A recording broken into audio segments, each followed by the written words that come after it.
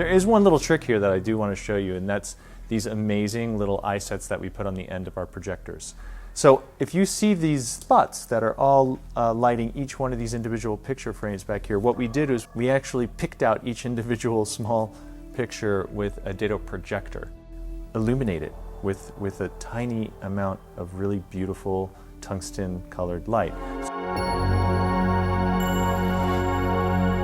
So I'm just passing my hand in front of one of them here. And you can see that it's a nice kind of soft light. It definitely is shapes, but it's certainly only on that little area. And what I've done is I've got an iris on that projector, and if I pull the DP eye set out of it, this is our little trick here, you can see that it's a crisp, small spotlight that's in the area that I would like to illuminate. But what we've done is we've put DP eye sets on the front of all these projectors. And what that allows you to do is pinpoint an area of light on a small scale and just soften the edges and illuminate just the small amount of space. A little bit of magic.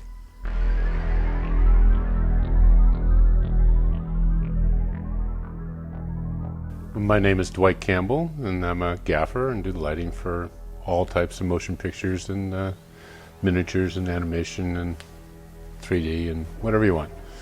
This is a set piece from Paul Kaiser's new film project.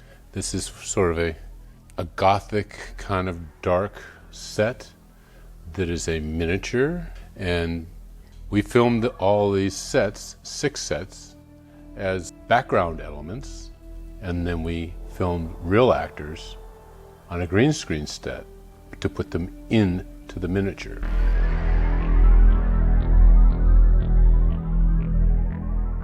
So Dwight made the choice of having some daylight temperatures falling into the center of the space to really draw attention to what looks like it's going to be our main details, or maybe where our subjects are going to come into.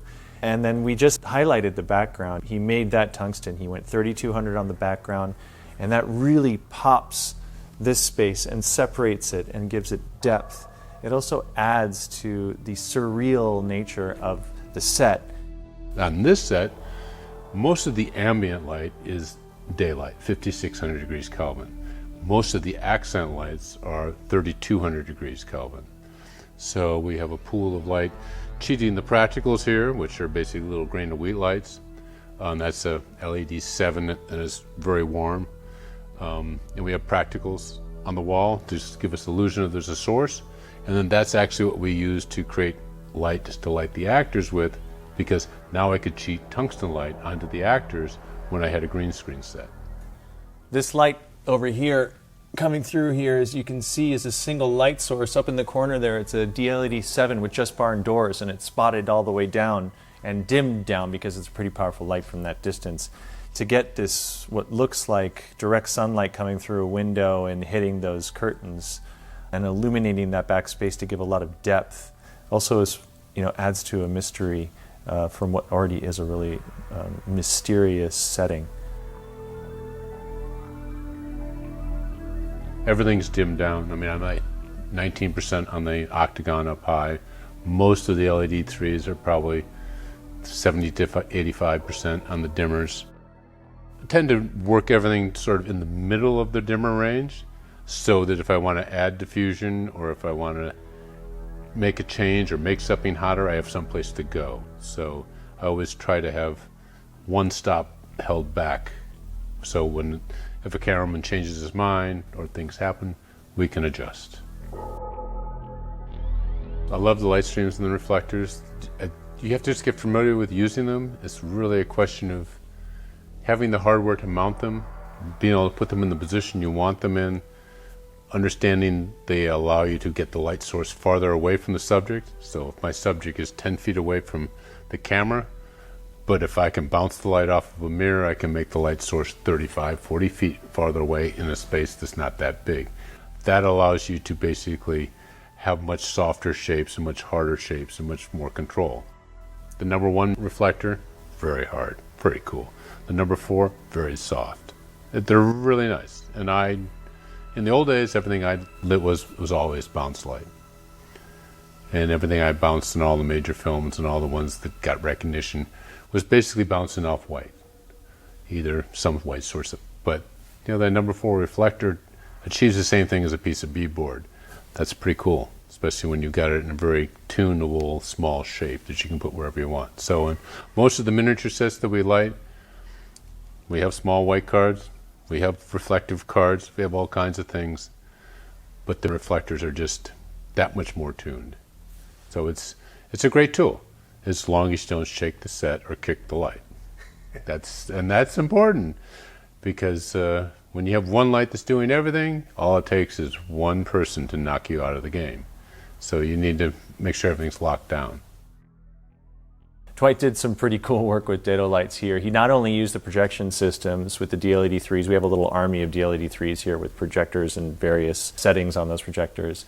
But he also is using Lightstream with a DLED9, that's a 90-watt focusing light, and a parallel beam intensifier that's hitting the top of this set. And he's got 4 new light sources that he's created from a single light head, and that is what light streaming is. Light streaming is allowing us to use a single light source and create multiple lights from reflectors with it. So we have a DLED9 with a parallel beam intensifier. Now, light streaming starts with that. It's so important to understand that if you're going to get anything out of these reflectors that means something, you need to have a nice hard parallel beam, and that's what the intensifiers do on dado lights. So what we're doing is we're shooting across the top of the set a tight parallel beam. And we're using the Lightstream reflectors. Those are small 7 by 10 centimeter reflectors. And we're bringing in that zoned daylight that looks like something's coming through some type of a skylight. And also falling off a little bit onto the walls and bouncing around in the space. Even affecting some of the back wall that is illuminated by tungsten color. But this 25 centimeter Lightstream reflector right here is also just zoning a little bit of color right back here on this side wall. To be able to add so much depth and realistic and elongated shadows from shorter distances from the light source.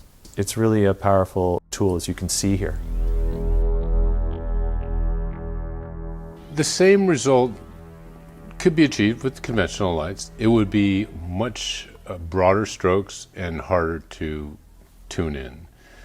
The key to this is that we have very focused projection elements on the frontal LEDs lighting the different pictures, and we're able to control them and spot them down with irises and blades. There are no other light fixtures that actually allow you to cut and shape and really tune the light as gracefully as the dado lights. Yes, there are other lights that do similar things, but it's a different league, let's put it that way.